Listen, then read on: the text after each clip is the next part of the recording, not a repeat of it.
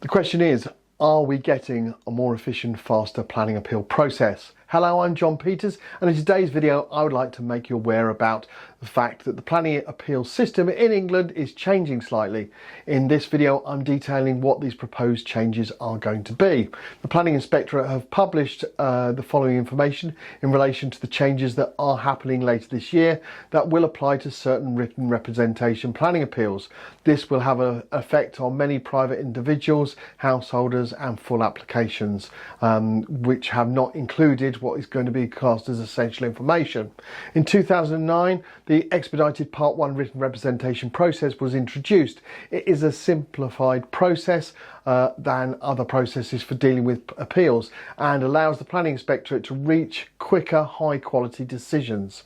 Currently, the regulations limit the type of appeals that can be dealt with using Part 1 process, namely householder and minor commercial appeals only.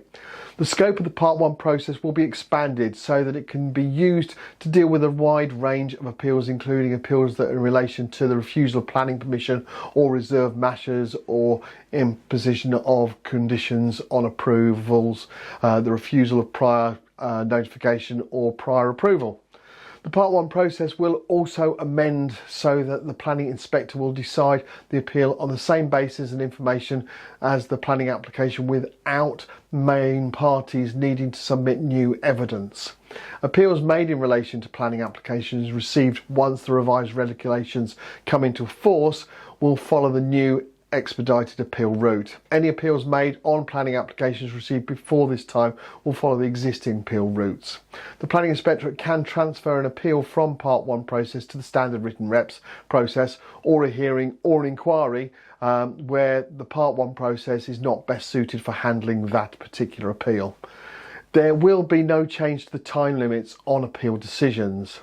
How these changes will affect local authorities are the LPAs can help applicants by being clearer about what information they need to submit with their application, including information requirements and signposts to local lists. At the questionnaire stage of the new Part 1 process, LPAs need to provide all information they decided when they were deciding the application. This includes all plans and drawings, supporting reports, documents, any other relevant details. The change will reduce pressure on the LPAs as planning officers do not submit an appeal statement or final comments with new expedited route. Instead, the APL's decision notice and officers' report or committee report should have enough detail to represent their case. If members overturn an officer recommendation at committee, it's important that meeting minutes and refusal reasons are robust and fully addressed in any issues. LPAs should update their notification templates to communicate that any comments made by interested parties at the application stage will be shared with the Planning Inspectorate in the event of any Part 1 appeal and that they cannot comment on the appeal. With no further comments at appeal stage, LPAs will not have to process or publish interested party comments. How these changes will affect you, the appellants, the expedited appeal route will reduce the burden on applicants by removing duplication and reducing the amount of documentation they will need to submit with their appeal. Applicants should submit full details in support of their planning application to the local planning authority, LPA.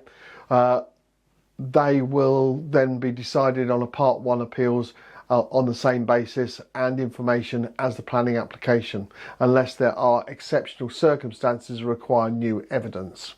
When submitting their appeal, applicants will usually only need to submit a copy of their application, the notice of the local authority's decision and a statement responding to the LPA's decision and why they disagree with the decision. So it's going to make it more vital that that application statement is comprehensive and robust. There'll be no final comment stage as the LPA's case will be represented by its officer or committee report in its decision notice. The Planning Inspectorate will not accept further comments from interested parties for expedited appeals. So that stops third parties, neighbours and things like that. How these changes will affect interested parties such as neighbours and as we know them NIMBYs. Interested parties will not need to repeat comments made at application stage as these will be shared by the LPA with the Planning Inspectorate. There will be no opportunity to comment during the Part 1 appeal process. Interested parties can choose to withdraw comments made at the application so stage so that they are not considered during the appeal should they wish to. Moving forward, the Planning Inspectorate will update the procedural guidance once they receive a final draft of what the new regulations are going to be. I plan to produce a second video relating to this update that will detail any concerns we have, and if there's been any questions placed, I will try and answer them in that. I might focus on the change in the system, for instance, like the removal of allowing to introduce new information at appeal stage, such as heritage impact statements, BAT surveys and alike. I think they should be allowed where the applicant has not been requested that information formally during the application process and a refusal of permission was simply made. Otherwise, this could provide an opportunity for local authorities to claim that they have not had sight of a specific report that had not been deemed necessary during the production of the application, in turn allowing the refusal of the application, and the system then not allowing evidential argument and documents to be submitted at appeal to overcome that spurious refusal.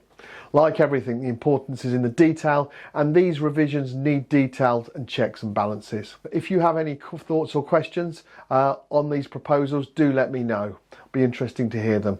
Thank you for taking the time to watch this video, and I look forward to producing another one very soon. Bye for now.